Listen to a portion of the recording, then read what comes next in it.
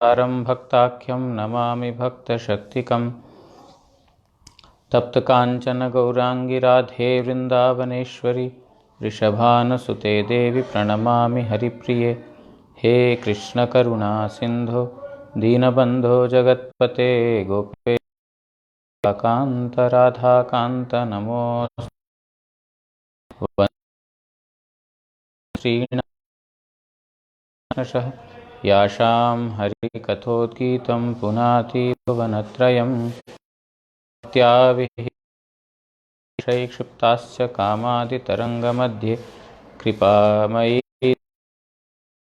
वृंदे नुमस्ते चरणारविन्दं भुजे सव्यवेणुं शिरसि शिखिपिच्छं कटितटिदुकूलं नेत्रान्ते सहचरकटाक्षं विदधते सदा श्रीमद्वृन्दावनवसतिलीलापरिचयो जगन्नाथस्वामी नयनपथगामि भवतु मे। भूमस्वखलितपादानां भूमिरेव यवलम्बनं त्वय्यजातयपराधानां त्वमैव शरणं प्रभु। वागीशायस्य वदने लक्ष्मीर्यस्या च वक्ष्यसि यस्यास्ति हृदये संवित्तं नृसिंहमहं भजे। श्रीकृष्णचैतन्य प्रभु नित्यानंद श्री अद्वैत गदाधर श्रीवासादि गौरभक्तवृंद। हरे कृष्णा हरे राम राम राम हरे हरे। ग्रंथेरारंभे करि मंगलाचरण गुरुवैष्णव स्मरण।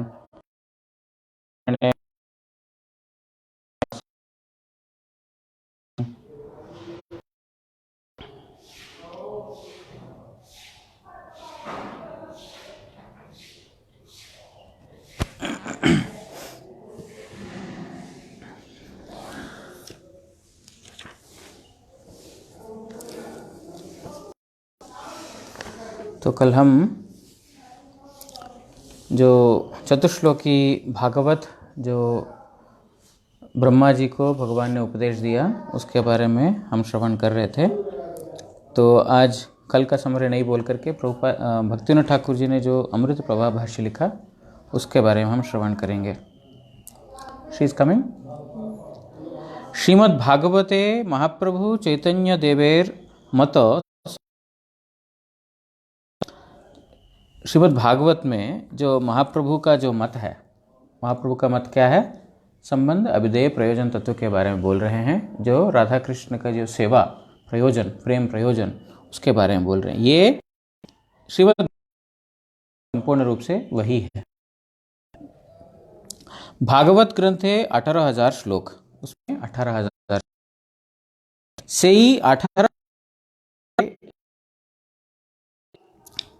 अहमेव श्लोके भगवत तत्व भगवत स्वरूप ताहार गुण और लीला संक्षेपे वर्णित। जो अहम मतलब चतुर्श्लोक में जो प्रथम श्लोक है उस श्लोक में भगवत तत्व, भगवान का वस्तु क्या है, भगवान है, और उनका स्वरूप क्या है। स्वरूप मतलब उनका नेचर, उनका किस प्रकार, वो भी एक प्रकार का तत्व ही है, उनका किस प्रकार का तत्व है, और उनके गुण और लीलाओं को जो है संक्षेप में वर्णना की है प्रथम श्लोक में। चतुश्लोकी का प्रथम को याद है? मैं भी हूँ। मैं पहले भी था, आदि सब कुछ प्रलय होने के बाद भी मैं रहूँगा, अभी भी मैं हूँ। ज़्यादा वही है। ठीक है। ऋते अर्थम भगवत स्वरूप तत्व होते पृथक रूपे प्रतिभात माया तत्व एवं सही माया तत्वेर संबंध जनित माया शक्तिर वश योग्य जीवतत्व और जीवेर भोगायतन जड़ तत्व विचारित होइया छे। और उसके बाद जो द्वितीय श्लोक है द्वितीय अर्थम, इस श्लोक में जो भगवान का जो विपरीत तत्व है, भगवत वस्तु का जो विपरीत तत्व क्या है? माया तत्व। जो भगवान नहीं है वो विपरीत तत्व। तो माया तत्व के बारे में वर्णन किया गया है। और वहाँ पर माया तत्व के संबंध में जीव तत्व और जो जड़ तत्व, मतलब एक जीव तत्व जो भोगायतन, मतलब वो जो भोग्य अपने आप को समझते हैं वो, और उनके अधीन जो माया शक्ति, जो जड़ शक्ति जो भोग्य है, ये दोनों तत्व द्वितीय श्लोक में वर्णना की गई है।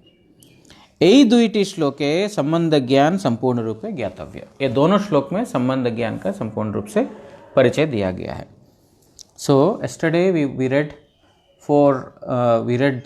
the 4 verses of Srimad Bhagavatam that are called as Chatushloki Bhagavat. So in the Chatushloki Bhagavat, the first 2 verses talk about the Sambandha Gyan, how Lord has the ontological truths, or the absolute truth it is being mentioned, that I am a supreme principle, I am eternal principle, I was existing before, I existed later, and even I exist during the time of creation. When everything is destroyed, I am still there. When nothing was created, I was there, and during creation also I am existing. And in the second verse, he talks about the Maya Shakti, the separated potency of the Supreme Lord Sri Krishna, where the living entities and the matter. So if there is a contrast, then one can understand, appreciate the absolute truth. He says that we can understand positive when there is comparison, negative as a comparison. If you don't, you can appreciate light when there is darkness. So that is why in the second verse about darkness is mentioned, so that you can appreciate what is light. So there the sambandha between the Maya Shakti and the Absolute Shakti, the Absolute Principle and the Maya Potency are mentioned there.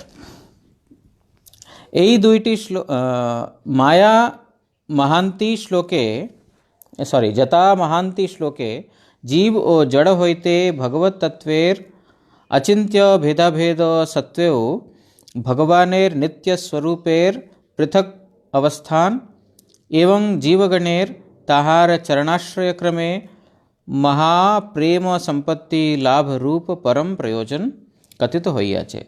And in the तृतीय श्लोक में जो है जीव और जड़ से अभिन्न जो भगवत तत्व है, उस जीव तत्व से अचिंत्य भाव में भेद और अभेद रहते हुए भी, किस प्रकार, क्योंकि भगवान का ही वो शक्ति है, इसीलिए अभेद है. ये भगवान की शक्ति है और भगवान शक्तिमान है, इस प्रकार भेद है. तो अचिंत्य भाव से दोनों के बीच में भेद और अभेद है, वो जीव जड़ और भगवान में. एवं जीवगणेर ताहार चरणाश्रय क्रमे, इस जो है उनका चरण का आश्रय ग्रहण करने से महाप्रेम संपत्ति को लाभ कर सकते हैं. इस प्रकार जो तृतीय श्लोक में प्रयोजन के बारे में वर्णन किया था, कल हमने विस्तार से इसको श्रवण किया था. प्रथम 2 श्लोक में संबंध के बारे में, तृतीय श्लोक में जो प्रयोजन, जो जीवों का भगवान के साथ क्या संबंध है, इसके बारे में. एतावदेव श्लोके सेई परम प्रयोजन लाभेर एकमात्र उपाय स्वरूप साधन भक्ति. और चतुर्थ श्लोक में जो परम प्रयोजन क्या है, प्रेम ही परम प्रयोजन है.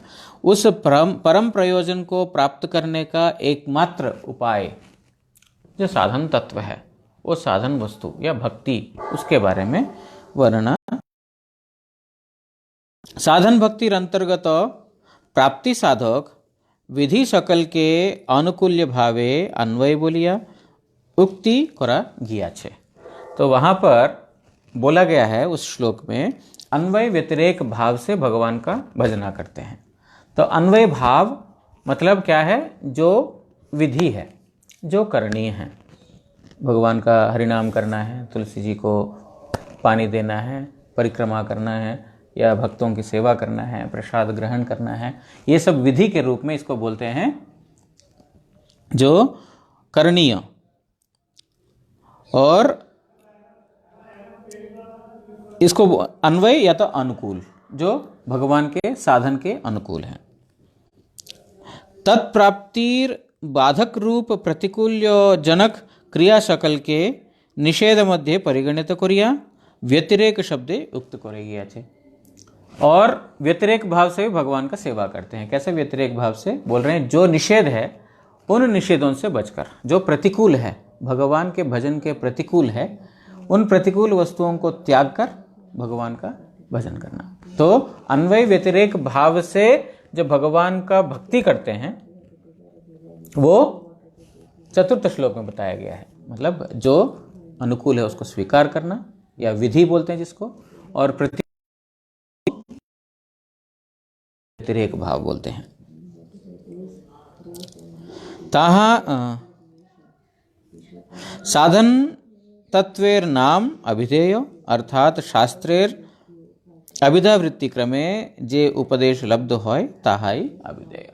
जो शास्त्रों में जो जिस वस्तु को प्राप्त करना है उस वस्तु को प्राप्त करने का जो रास्ता, सीधा रास्ता जो बताया, उसी को अभिधेय कहा गया है। तो इस प्रकार भागवत का जो 4 श्लोक में संबंध, अभिधेय, प्रयोजन, इन चारों का ही वर्णन है। और जो 18,000 का श्लोक जो विस्तार हुआ श्रीमद् भागवत में, इन चारों श्लोकों का ही वेदव्यास मुनि ने उसके ऊपर ध्यान करके, उस ध्यानमग्न अवस्था में उन्होंने जो जो सृष्टि किस प्रकार उत्पन्न हुआ, जैसे प्रथम श्लोक में तो बोल दिया कि सृष्टि से पहले मैं था, सब सृष्टि लय होने के बाद मैं ही रहूँगा, सृष्टि के समय भी मैं ही हूँ। तो उन्होंने उसके ऊपर ध्यान किया था सृष्टि किस प्रकार हुआ उसका, और उसके बाद सृष्टि करते समय किस प्रकार जो है भगवान का नाना प्रकार लीलाएं होते हैं, किस किस अवतार में, किस किस समय में कैसे कैसे अवतार हुए हैं, और उसके बाद लय किस प्रकार होता है, और बाद क्या जगत में किस प्रकार अंधकार फैला हुआ रहता है, उस समय भी मैं अकेले रहता हूं कैसे, उसके ऊपर उन्होंने पूरा ध्यान लगा करके उन्होंने विस्तार किया। केवल भगवान शक्ति भी माया का किस प्रकार है, जो कपिल बाद में आएंगे तो कपिल भगवान का जो वहाँ पर शिक्षा है, वहाँ पर सांख्य योग के बारे में बताया गया। सांख्य योग में जहाँ जहाँ पर जो सब प्रकार के जो 16 तत्व जो है, उस तत्वों, उन तत्वों के बारे में विस्तार रूप से वर्णन है। भूमि, आपको सब जितने भी इंद्रिय है, इंद्रिय अर्थ वस्तु हैं, और जो पंच महाभूत है, मन है, इन सब चीज़ों को विस्तार रूप से वहाँ पर वर्णन किया है। माया शक्ति क्या है, क्योंकि जब तक माया क्या है समझ में नहीं आता है, तब तक भगवान क्या है उसका भी समझ में नहीं आएगा। इसलिए उसके ऊपर भी भगवान ने, वेदव्यास ने ध्यान लगाकर उसको विस्तार किया।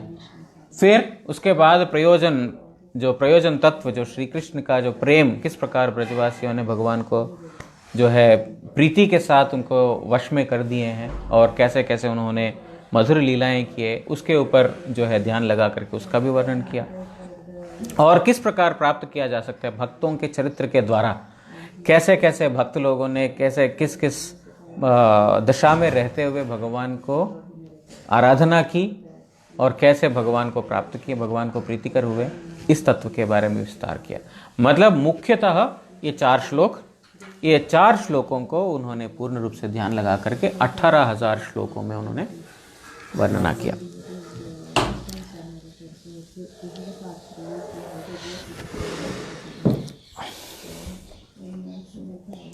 आज मैंने चश्मा चेंज किया लेकिन अच्छा नहीं लगा। हाँ? उस पैर वाला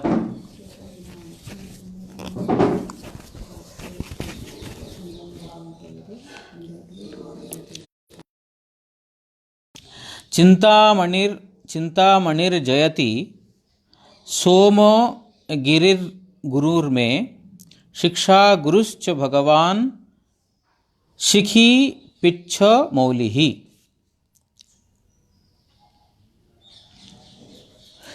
चिंतामणि स्वरूप सोमगिरी नामा जिनी आमार गुरु तिनी जययुक्त हउन। मयूर पुच्छधारी आमार शिक्षा गुरु जययुक्त हउन। ताहार पद कल्लव रूप नखाग्रेर शोभाते आकृष्ट होइया जयश्री अर्थात श्रीमती राधिका स्वयंवर जनित सुख लाभ करिते चैन। इस श्लोक में ये कृष्ण करणामृत से रचित श्लोक है। तो हम तो शिक्षा गुरु दीक्षा गुरु के बारे में बात कर रहे हैं ना, तो यहाँ पर बिल्वमंगल ठाकुर ने भी किस अभिवंदन किया उसको यहाँ पर वर्णन कर रहे हैं। बोल रहे हैं चिंतामणि स्वरूप सोमगिरी नामा जिनी अमर गुरु। चिंतामणि जिस स्त्री के प्रति लोलुप्त होकर के जो बिल्वमंगल ठाकुर उस स्त्री के साथ संग करने के लिए वो आधी रात गए थे, तो उस स्त्री ने बोला था काश तुम्हारी इस प्रकार की मेरे प्रति जो आसक्ति है भगवान के प्रति होती तो फिर तुम्हारा बेड़ा पार हो जाता। जब इस प्रकार उन्होंने चमका, दिमाग में चमकता है ना बिजली, हाँ क्या है ये, इस प्रकार इतनी आसक्ति मेरे को इसके प्रति, तुरंत उन्होंने छोड़ दिया। छोड़ करके वो वृंदावन की ओर चल पड़े। तो वहां पर चिंतामणि को उन्होंने शिक्षा गुरु रूप में माना। वो भक्त थे, लेकिन भक्त होने के बावजूद भी वहां पर उन्होंने चिंतामणि को अपना गुरु माना। वो साधारण स्त्री थी, लेकिन फिर भी क्योंकि उन्होंने उनका पथ प्रदर्शक गुरु के रूप में उन्होंने भगवान का रास्ता दिखाया, इसीलिए वो उनको चिंतामणि शिक्षा गुरु को प्रणाम कर रहे हैं। सोमगिरी नामा जिनी अमर गुरु, और जो दीक्षा गुरु जिनका नाम है सोमगिरी, उनको मैं प्रणाम कर रहा हूं। तिनी जयुक्त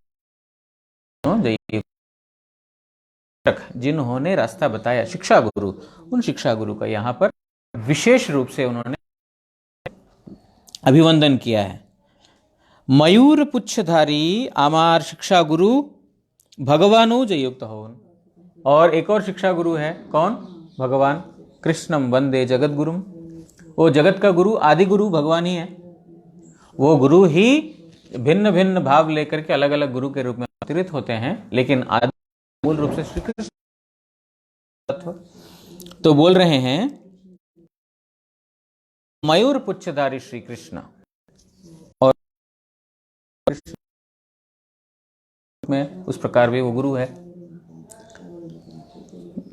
वो उनको वो जयुक्त हो। और क्यों? कृष्ण जिनके जो चरण कमल जो नख है, नख का ज्योति से श्रीमती राधा उनका, ऐसे श्री कृष्ण जो मयूर पुच्छधारी और श्रीमती राधिका को आह्लादन प्रदान करने वाले श्री कृष्ण जो मेरे शिक्षा गुरु हैं, उनके भी जय हो। इस प्रकार बिल्वमंगल ठाकुर कृष्ण कर्णामृत में लिखा। कृष्ण कर्णामृत शायद जब महाप्रभु दक्षिण भारत में गए थे तब ब्रह्म संहिता, ये दोनों ग्रंथ को उन्होंने दक्षिण भारत से उन्होंने उठाया था। श्री वल्लभ प्रभुपाद जी लिख रहे हैं अपने अनुभाष्य में, श्री वल्लभ दिग्विजय ग्रंथे अष्टम शताब्दीय द्रविड़ जतिराज त्रिदंड उदय काल निर्णय किया छे। सो ये श्री वल्लभ विजय नाम का एक ग्रंथ है। उस ग्रंथ में बताया गया है कि अष्टम शतक में जो इनका बिल्वमंगल ठाकुर जी का जन्म हुआ था। बिल्वमंगल द्वारकाधीश विग्रहेर प्रतिष्ठाता राज विष्णु स्वामीर प्रधान शिष्य बोलिया उल्लेखित हन। जो द्वारकाधीश जो विग्रह है उनको प्रतिष्ठान करने वाले जो विष्णु स्वामी, उन विष्णु स्वामी के शिष्य में इनको जाना जाता है। विग्रह का प्रतिष्ठाता विष्णु स्वामी।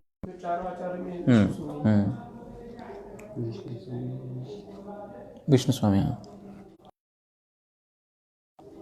उनका प्रधान शिष्य के रूप में है। बिल्वमंगलेर शिष्य देवमंगल प्रभृति, देवमंगल इत्यादि उनके ठाकुर जी के शिष्य हैं। बिल्वमंगल 700 वर्ष काल वृंदावने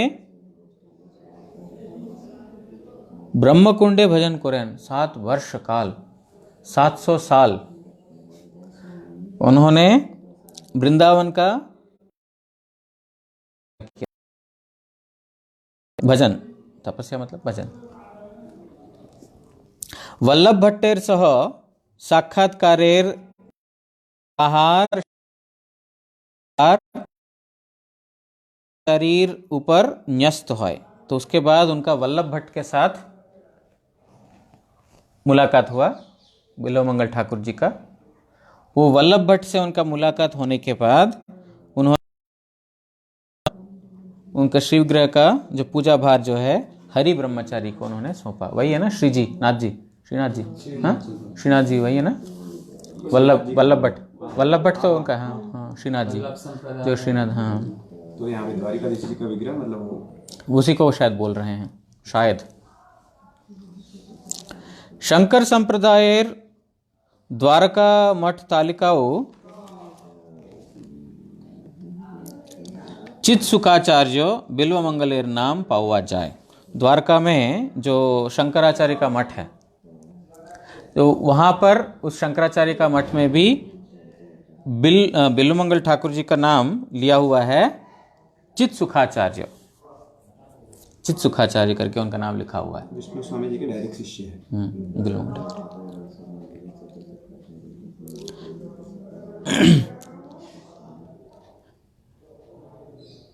लीलाशुक श्री बिल्वमंगल ठाकुर अप्राकृत वृंदावनीय लीलाय प्रवेश लालसाय श्री कृष्ण करणामृत गीतेर आदिते त्रिविध गुरु वर्गेर जय उल्लेख करियाचन। तो प्रभुपाद जी इसलिए लिख रहे हैं, इनका नाम बिल्वमंगल ठाकुर जी का एक और नाम है लीला।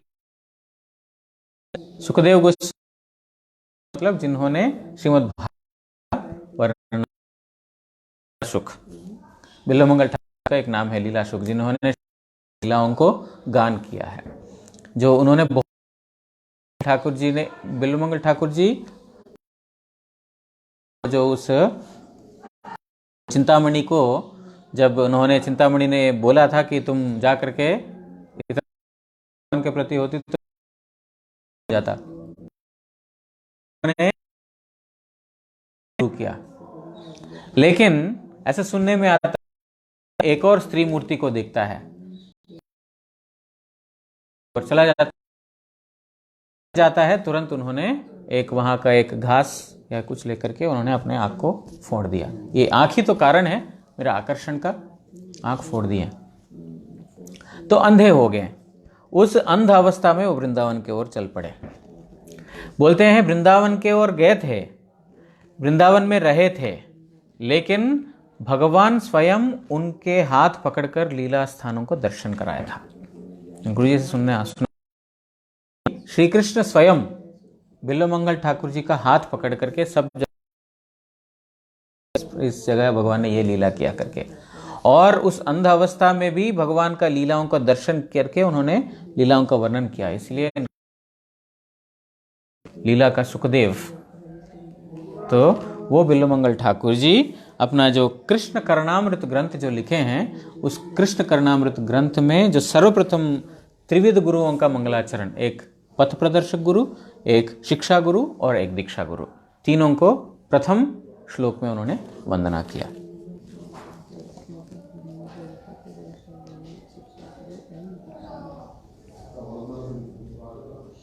चैत्य रूपे शिक्षा गुरु हाय कृष्ण महंत स्वरूपे। अब शिक्षा गुरु के बारे में बता रहे हैं। शिक्षा गुरु हमने पहले सुना था दो प्रकार, एक चैत्य गुरु, दूसरा महंत गुरु जो शुद्ध भक्त। बोल रहे हैं तो एक रूप में होते, बोल रहे हैं सब जीव में भगवान चैत्य गुरु रूप में विराजमान है, लेकिन सब जीव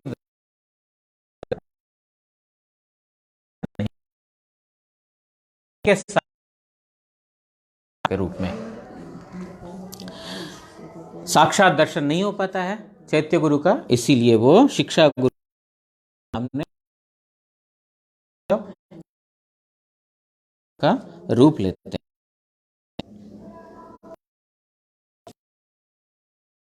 हैं। ठाकुर अर्थात जो अंतर्यामी गुरु और सब ज्ञात है जो भगवान, वो भगवान चैत्य गुरु रूप में विराजमान है। सूत्रांग साक्षात्कार लाभ है। इसलिए उनको सामने साक्षात्कार नहीं हो पाता है, क्योंकि सबके हृदय में योग्य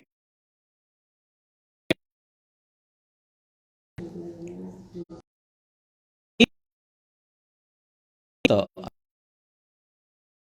शिक्षा गुरु। इसीलिए क्योंकि सब दर्शन करने के लिए योग्य नहीं है, उनको उस प्रकार का आंख या तो हृदय नहीं है, इसीलिए भगवान एक महंत के, कृष्ण स्वयं एक महंत श्रेष्ठ भक्त के रूप में एक गुरु बनकर के, शिक्षा गुरु बनकर के अवतरित होते हैं। प्रभुपाद ने भी लिखा है, कृष्णेर सहित बद्ध जीवेर साक्षात्कार होने।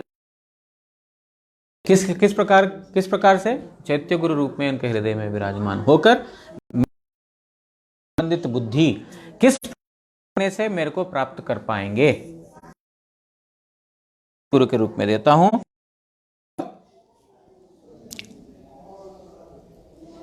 एवं महंत स्वरूप भैया शिक्षा गुरु हन, और एक महंत बन करके, मतलब एक शुद्ध भक्त के रूप में, भागवत के रूप में वो शिक्षा गुरु बनते हैं। चैत्य गुरु भी शिक्षा गुरु है और महंत गुरु भी शिक्षा गुरु है। श्रीमद् भागवत से यहां पर बता रहे हैं, प्रभुपाद लिखते हैं, साधु संगेर कर्तव्यता, साधु गुरु धर्मो लक्षण और स्वभाव। इन सब के बारे में श्रीमद् भागवत में बता रहे हैं। साधु संग ही हमारा कर्तव्य है, और उस साधु का या गुरु का धर्म क्या है, उनका लक्षण क्या है और उनका स्वभाव क्या है, इन सब का इन कुछ श्लोकों में वर्णना कर रहे हैं। ततो दुस्संगमुत्सृज्य सत्सु सज्जेत एवाश्य चिंदन्ति मनोव्यासंगम उक्तिभिः। बोल रहे हैं, अतएव दुस्संग परित्याग पूर्वक बुद्धिमान व्यक्ति सत्संग करिबेन। बुद्धिमान व्यक्ति क्या करेगा? दुस्संग को परित्याग करके सत्सु सज्जेत, सद व्यक्ति का संग करेगा। से क्या होगा?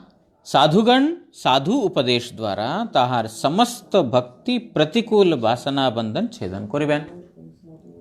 अपने सद उपदेश के माध्यम से साधु लोग क्या करेंगे कि जो हमारा भक्ति प्रतिकूल या भक्ति विरोधी जितने भी वासनाएं हैं, जगत के वांछाएं हैं, उनको अपने शास्त्र के युक्ति द्वारा छेदन कर देते हैं। मतलब शिक्षा गुरु महंत रूप में भगवान आके क्या करते हैं, है ना? शिक्षा गुरु की बात हो रही है, या तो दीक्षा गुरु भी समझो। यहां पर गुरु के रूप में क्या करते हैं कि हमारे हृदय के अंदर प्रतिकूल जितने भी भावनाएं हैं, उन प्रतिकूल भावनाओं को शास्त्र के वाणी द्वारा और निज युक्ति के द्वारा उसको छेदन कर देते हैं, खंडित कर देते हैं।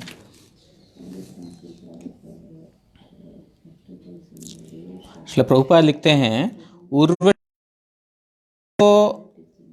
पूर्ववार संग त्याग करिया चलिया गेले अधीर होइया वर्ष काल करेन, परे एक लाभ करिया संग दोषेर फल उपलब्ध। भगवान उद्धव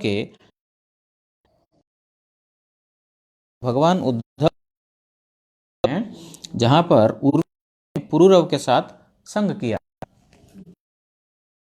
पुरुरव के बाद कुछ दिन के बाद वो यहाँ से चली गई। जाने के बाद 1 साल वो अनुताप किया, क्यों मैं ऐसा इस प्रकार घृणित कार्य में निमग्न हो गई। 1 साल उन्होंने अनुताप किया, तब उनको समझ में आया, नहीं ये तो संग दोष है किया, जिसकी वजह से मेरे अंदर इस प्रकार की वासना उत्पन्न हुई। तो जब ये श्लोक जो है तब उन्होंने सत्संग किया। मतलब यहाँ पर उद्धव को भगवान बोल रहे हैं, इसीलिए बुद्धिमान व्यक्ति क्या करेगा?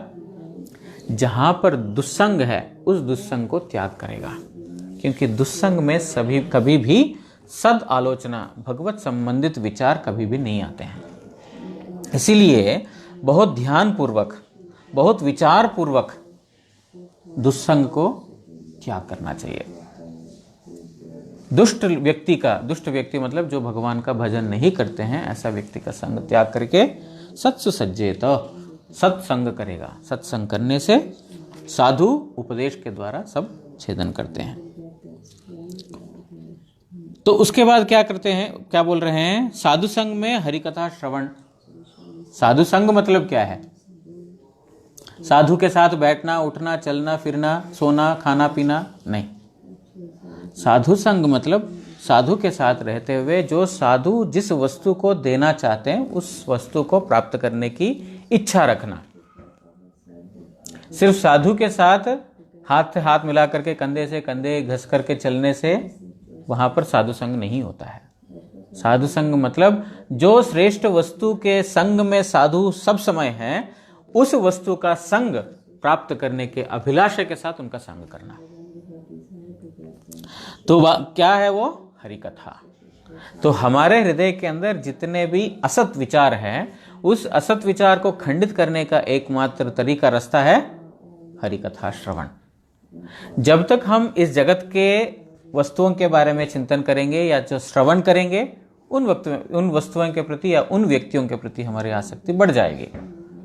लेकिन जो उरुक्रम भगवान, उन भगवान के जो लीला कथा श्रवण करेंगे, नाम का महिमा श्रवण करेंगे, तब हमारी आसक्ति वहां पर जाएगी।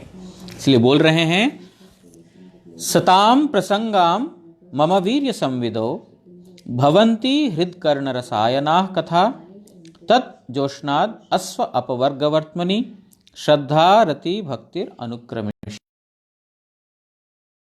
बोल रहे हैं साधु संग क्रमे। पहले श्लोक में बोला साधु संग करो, दुस्संग छोड़ो। दुस्संग छोड़ करके क्या करना है? न्यूट्रल बैठना, वो नहीं, साधु संग करो। इसमें साधु संग का फल क्या है बोल रहे हैं? साधु संग क्रमे आमार वीर्य सूचक हृद कर्ण रसायन कथा सकल आलोचित है। जो मेरी कथा बहुत वीर्यवती है, बहुत प्रभावशाली है, बहुत ताकतवर है, इस प्रकार मेरी कथा को हृद कर्ण रसायन, जो हृद कर्ण के रसायन है, हृदय रूपी कर्ण का जो रसायन है, रसायन मतलब टॉनिक। किस प्रकार का टॉनिक है? आयुर्वेदिक टॉनिक। मैंने पूज्यपाद भारती महाराज से सुनाया था, रसायन मतलब उसका दो कार्य है, रसायनम च क्रिया जरा व्याधि निवारणम। जो रसायन क्या करता है? जरा व्याधि दोनों। जरा मतलब वीकनेस, व्याधि मतलब डिजीज।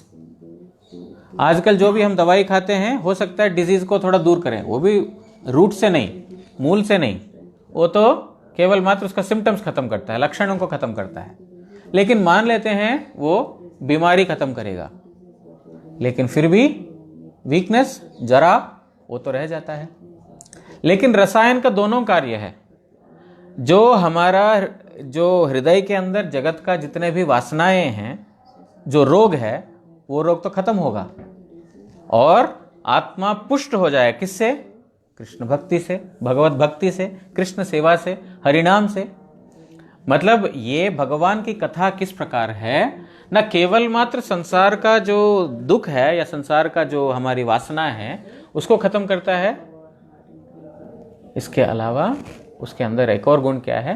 भगवान के प्रति से कथा श्रवण करते करते, वो कथा श्रवण करते करते क्या होता है? शीघ्र अपवर्ग पथ स्वरूप आमाते प्रथमे श्रद्धा परे रति ओ अवशेषे प्रेम भक्ति उदय होय। मतलब एक तो गया संसार का भवरोग, वो भवरोग जाने के अलावा और क्या करता है? जो अपवर्ग पथ स्वरूप, जो अपवर्ग का जो रास्ता है, मतलब मुक्ति का जो रास्ता है, उस मुक्ति के रास्ते में सबसे पहले श्रद्धा। श्रद्धा, जब तक श्रद्धा नहीं है तब तक भगवान की कथा सुनने का रुचि नहीं पैदा होगा। उसके बाद रति, एक बार उसके प्रति श्रद्धा विशिष्ट होकर के हरि कथा श्रवण करें, रति उसके तीव्र आसक्ति भगवान की कथा की ओर, उसके बगैर नहीं रह पाएगा। जैसे जिस व्यक्ति को एक वस्तु के प्रति नशा हो गया तो उस नशा करके ही रहेगा वो। क्योंकि उसके प्रति आसक्ति है। उसी प्रकार जो भगवान की हरिकथा श्रवण करने में जिसकी श्रद्धा हो गई और रुचि हो गई, रति हो गई, तो फिर वो उसके, गुरु महाराज जी बोलते थे साधु का, वो 24 घंटे भगवान की कथा बोल रहा है, कितना ग्राम्य कथा बोल रहा है पता चल जाएगा। उसको जगत का सांसारिक बातों करने में कितना रुचि रखता है और भगवान कथा करने में कितना, या भगवान के बारे में बोलने में, सुनने में कितना है। ये भक्त का लक्षण है, उसका स्वरूप लक्षण भक्त का। तटस्थ लक्षण भी है, जो सेकेंडरी क्वालिटीज है वो भी है। क्या है? जो तितिक्षुः कारुणिक सुहृद सर्वदेहिना अजातशत्रवः शान्तः। वो तितिक्षुः मतलब सब समय सहनशीलता के साथ रहेगा, कारुणिक है, सुहृद सर्वदेहिना सब जीवों के प्रति सुहृद है, दयावान है, अजातशत्रवः उनका कोई शत्रु नहीं है, शान्तः सब समय शांत रहेगा, साधवः जितने भी साधु का लक्षण है, मतलब शास्त्र के जितने भी लक्षण हैं वो सब लक्षण उसके अंदर रहेगा, वही साधु भूषण है। वो साधु का भूषण है। क्या है? कारुणिक, कारुणिक, करुणा। तो ये तटस्थ लक्षण है। ये लक्षण होने मात्र से साधु बन जाएगा वो नहीं, मुख्य लक्षण जरूरी है। क्या है वो? जो मेरी कथा में मत प्रसंगात, मेरे प्रसंग में सब समय रुचि रखता है, वो उसका स्वरूप लक्षण है।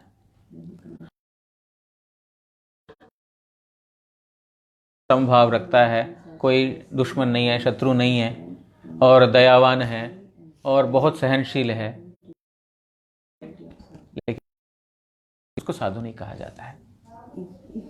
क्योंकि भगवत भक्तिहीनस्य साधु शास्त्र जप तपः अप्राणस्य ही देहस्य मंडनम ही लोक रचना। जितने भी गुण हो लेकिन उसमें भगवान की भक्ति नहीं है।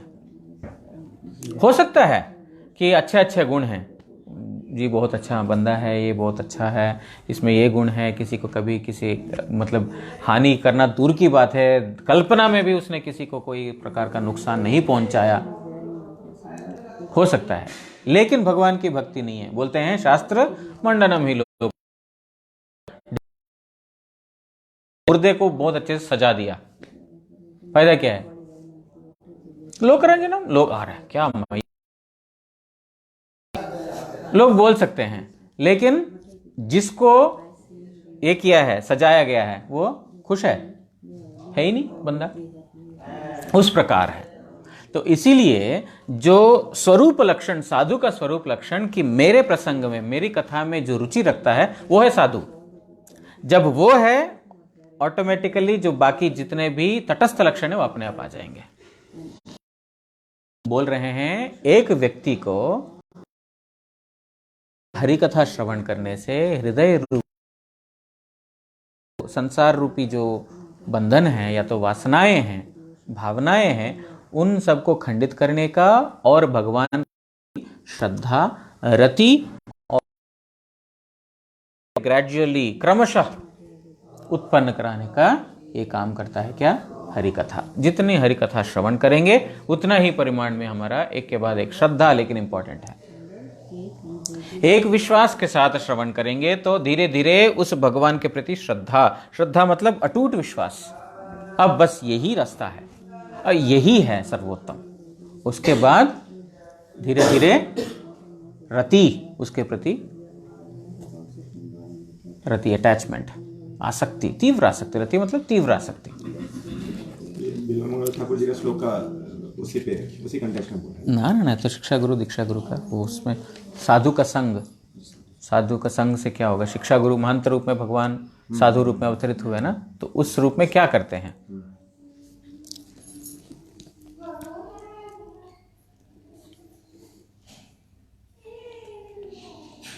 यह देवहूति का निज पुत्र कपिल देवेर निकट निज शकुरले तदुत्तरे कपिलेर उत्तर। देवहूति ने अपना ही पुत्र जो कपिल भगवान के सामने उन्होंने प्रश्न किया था, कुछ रास्ता बताओ, कुछ उपदेश दो, तब कपिल भगवान ने उपदेश दिया ये वाला। ईश्वर स्वरूप भक्त तार अधिष्ठान, भक्तिर हृदये कृष्णेर सतत विश्राम। ईश्वर स्वरूप भक्त तार अधिष्ठान, भक्तिर हृदये कृष्णेर सतत विश्राम। बोल रहे हैं कि भक्त कौन है? ईश्वर का ही स्वरूप है।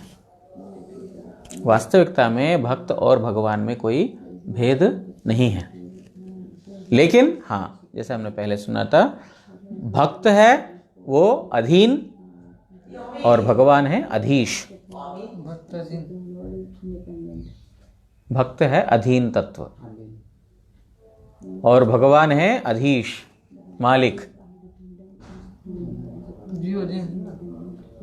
क्यों भगवान भक्त अधीन नहीं है? भक्त अधीन नहीं है। मैं माया का अधीन नहीं बोला, अधीन बोला। वो भगवान के अधीन है, माया के अधीन है।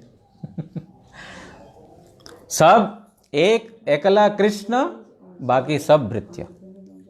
केवल कृष्ण ही एकमात्र ईश्वर है, बाकी सब भृत्य है। कोई इच्छा से भगवान का दासत्व स्वीकार कर रहा है, कोई इच्छा से माया का दासत्व स्वीकार कर रहा है। तो भगवान का अधीन रहेगा, नहीं तो माया का अधीन रहेगा, लेकिन तत्व है अधीन। जो भगवान का अधीन है उसको भक्त बोलते हैं, जो माया का अधीन है उसको क्या बोलते हैं? हाँ? असुर बोलते हैं।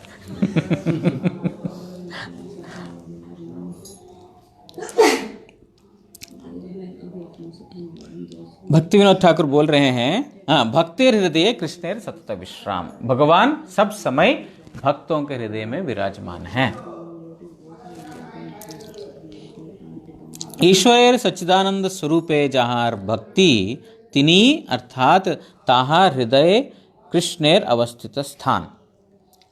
जो सच्चिदानंदमय भगवान, उनके प्रति उन भक्तों के हृदय में ही भगवान अवस्थित हैं।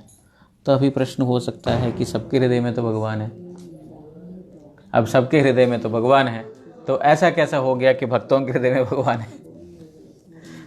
प्रभु जी, हाँ, बोलना पड़ेगा, मेरे को तो समझ में नहीं आया। सबके हृदय में भगवान है ना? तो यहाँ पर बोल रहे हैं कि भगवान भक्तों के हृदय में अवस्थित है। कैसे है प्रभु जी?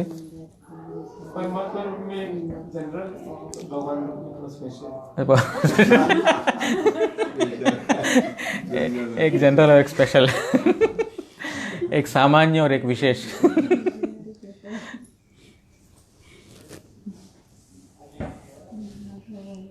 कैसा?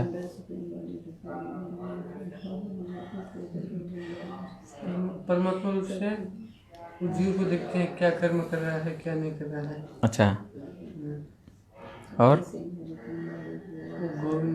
स्वयं बैठ जाते हैं बाद में। कहाँ बैठ जाते हैं?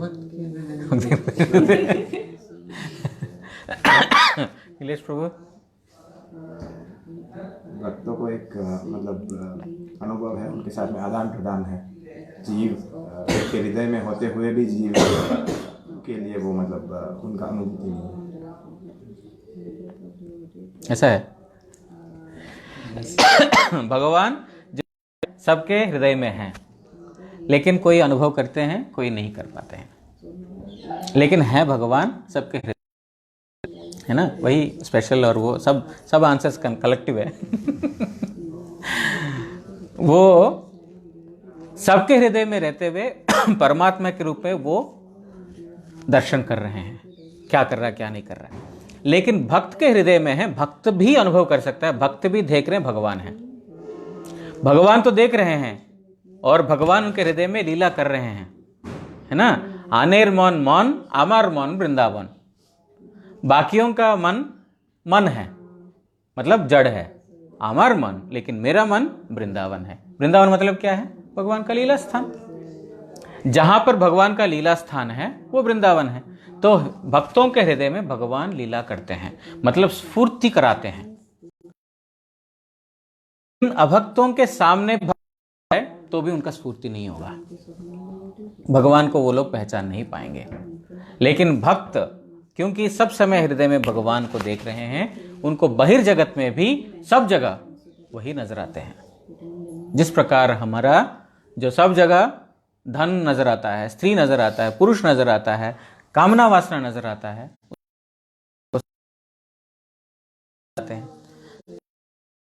सबके हृदय में है, लेकिन जो उनके लिए हैं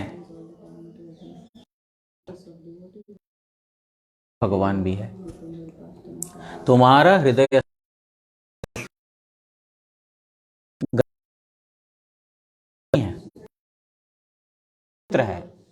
वो भगवान का प्राकट्य नहीं है। और अभक्तों का जहां पर अंधकार तम है, वो है के रूप में उनको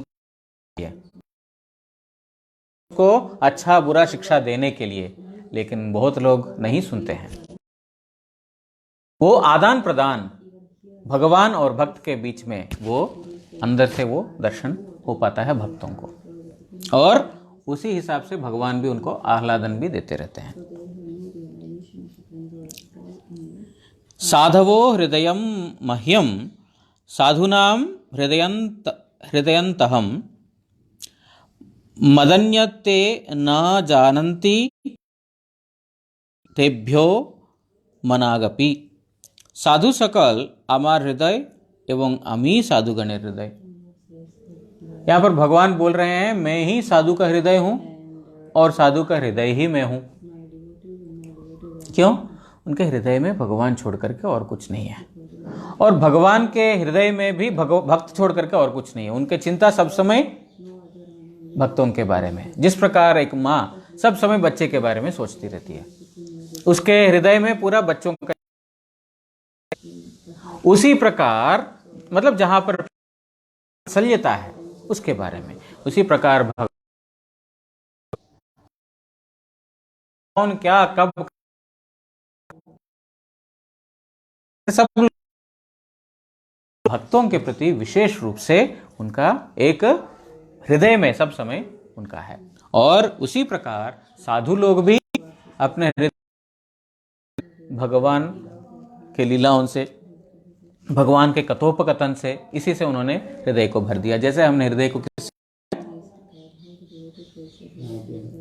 माया जगत से, सब मेरी पत्नी क्या कर रही है, बच्चा कहाँ है, बीवी कहाँ है, और जो है धन इकट्ठा करना है, मेरे को ये करना है, मतलब विचारों से हमारे हृदय को एकदम भर दिया, फुल्ली पैक्ड। तो लेकिन भक्त लोग किससे? भगवान की लीलाओं से, भगवान की क्रियाओं से, भगवान के गुणों से, भगवान के नाम से, इन सब से उन्होंने भर दिया। इसलिए बोल रहे हैं साधु सब मेरे हृदय हैं और मैं ही साधु का हृदय हूं। तहारा आमा व्यतीत आर कहा केऊ जाने ना करके, और किसी को नहीं जानते वो लोग, साधु लोग। मतलब यहाँ पर साधु का डेफिनेशन, हम अगर अपने आप को साधु बोलते हैं तो फिर इसके साथ हम मैच कर सकते हैं कितना हमारे अंदर साधुता है। बोल रहे हैं वो मुझे छोड़ करके और कुछ भी नहीं जानते हैं। संपत में विपत में कोई भी स्थिति में भगवान वही याद आते हैं। ब्रजधाम में कुछ भी हो गया, कन्हैया, बस यही है, और नहीं सोचते मम्मी, है ना। इस जगत में तो माँ, ओ माँ, वहां पर कन्हैया, और कुछ नहीं। तो इस प्रकार वो अमव्यतीत आर कहा के वो जाने ना।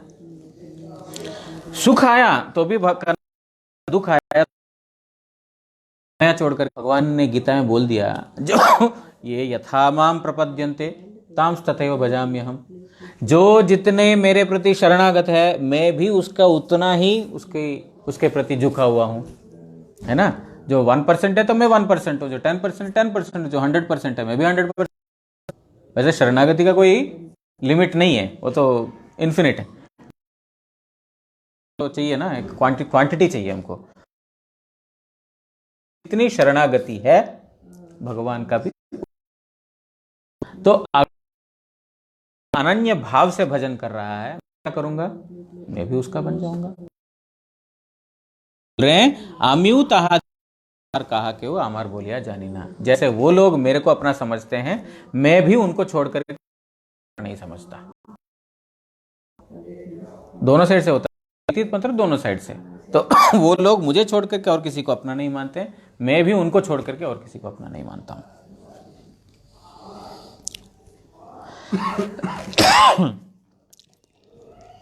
भगवद्विधा भागवतास्तीर्थ भूता स्वयं प्रभो तीर्थी कुर्वन्ति तीर्थानि शांतस्थेन गदाभृता। अपना न्याय भागवत सकल स्वयं तीर्थ स्वरूप। यहाँ पर युधिष्ठिर विदुर को बोल रहे हैं। विदुर सब जो है तीर्थ भ्रमण कर लिया। जब कुरुक्षेत्र युद्ध हुआ, उन्होंने बोला मैं अपने नेत्रों से देखूंगा नहीं है। उन्होंने बहुत कोशिश किया कि कैसे भी करके कुरुक्षेत्र युद्ध को रोके, लेकिन वो सफल नहीं हुए। उन्होंने बोला मेरे सामने ये कुरु और पांडवों के बीच में युद्ध नहीं देख सकता हूं। शांति है कहां पर? तीर्थ में। तो तीर्थ स्थान भ्रमण करने के लिए चले गए। तीर्थ स्थान जब सब भ्रमण कर लिया, कौरव लोग मर गए, युधिष्ठिर का राजत्व शुरू हुआ। तो दोबारा वो जब आए थे तो युधिष्ठिर ने वो विदुर को सम्मान करते हुए, उनको स्वागत करते हुए उन्होंने उनको अभिनंदना की। कैसे? अपना न्याय आपके जैसे भागवत सकल स्वयं तीर्थ स्वरूप। आप स्वयं तीर्थ है। तीर्थ मतलब क्या है? पवित्र स्थान। तीर्थ का मतलब है पवित्र स्थान। बोल रहे हैं भागवत, महाभागवत, शुद्ध भक्त स्वयं तीर्थ हैं, वही पुण्य स्थान है। अब हम पुण्य स्थान जाते हैं गंगा जी में स्नान करने के लिए, क्यों? अपने पापों से मुक्त होने के लिए। लेकिन जहां पर साधु है वही तीर्थ है। अगर वो साधु कोई क्या बोलते हैं, कोई ऐसा स्थान है जहां पर कोई गंगा यमुना सरस्वती नहीं है, जिसको हम पुण्य समझते हैं, या गोदावरी, जितने भी पुण्य नदियां हैं, या वृंदावन, मायापुर, ये सब जगह नहीं है। कोई एक रिमोट जगह में, मान लेते हैं बिहार में है, पटना में है, वो भी स्थान पवित्र हो जाएगा, क्योंकि साधु जहां पर है वो पवित्र है। तीर्थ जल पवित्र गुणे लिखी आची पुराणे से सब भक्तिरो प्रवंच। जो तीर्थ स्थानों में पवित्र, तीर्थ स्थान जो है पवित्र करते हैं, ऐसा नाना जगह लिखा है। लेकिन वो भक्ति के प्रवंचक है। भक्ति के प्रवंचक क्यों? क्योंकि वो अपना पाप करते हैं, पाप धोने के लिए जाते हैं, फिर पाप करते हैं, फिर पाप धोने के लिए जाते हैं, फिर पाप करते हैं, पाप धोने के लिए जाते हैं। भक्ति को प्रवंचन करने वाला क्या बोलते हैं उसको चीट करना, छल, छल, पाप करना, फिर डूबना, फिर आना। तो ये क्या है? तीर्थ स्थान में तुम्हारा स्नान करने से तुम पवित्र हो जाओगे। ये तो छल धर्म ही है। छल धर्म कैसे? क्योंकि हम लोगों को सब जगह शॉर्टकट्स चाहिए ना। हाँ, ये देखो, पाप जो है स्नान करने से पाप दूर हो जाएगा। मतलब पाप कर सकते हैं ना, पाप तो कर सकते हैं क्योंकि धोने का तरीका है ना। तो इसलिए छल बोला है। प्रवंचक, भक्ति को, मतलब भक्ति को प्रवंचक है, वो विरुद्ध है, वो चीट करने वाले। लेकिन जो साधु है, गुरु दर्शने पवित्र, जो तीर्थ स्थान में गंगार परश होले पश्चाते पावन, गंगा जी को स्पर्श करने से पवित्र होते हैं। लेकिन दर्शने, आपका दर्शन करने मात्र से व्यक्ति पवित्र हो जाता है। इस प्रकार भगवान का, ये भक्तों का बोल रहे हैं आपके जैसे भक्त भागवत सकल स्वयं तीर्थ स्वरूप। आप ही तीर्थ स्वयं। द्वीय अंतस्थित भगवानेर पवित्रता बले द्वारा मलिन तीर्थ सकल। बोल रहे हैं कि भक्त, पूर्व श्लोक में क्या बताया? हृदय में सब समय विराजमान हो। तो बोल रहे हैं जो गदाधर भगवान विराजमान है, इसकी वजह से उनकी पवित्रता जिस स्थान में भगवान विराजमान है वह पवित्र हो सकता है? कभी भी नहीं। तो साधु सब समय पवित्र है। तो उनकी अपनी पवित्रता से जो देते हैं, अपवित्र कर देते हैं, वो तीर्थ को भी वो पवित्र कर, है ना।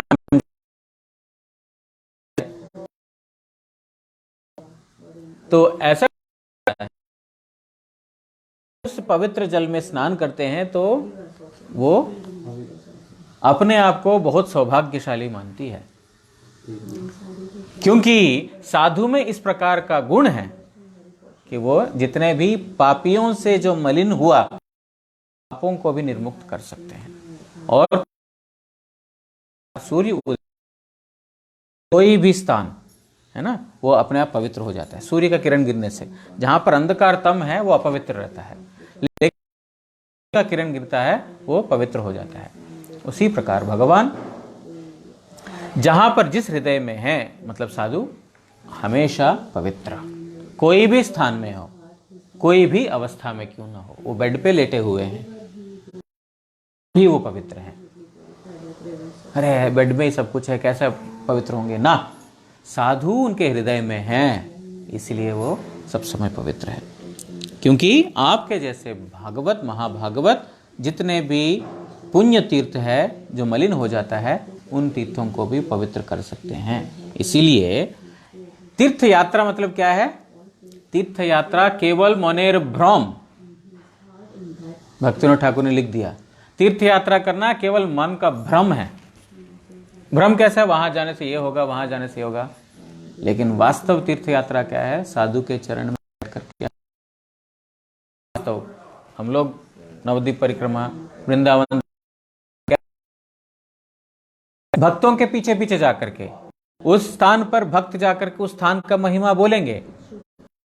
तो इन कानों से, इन आंखों से तो हम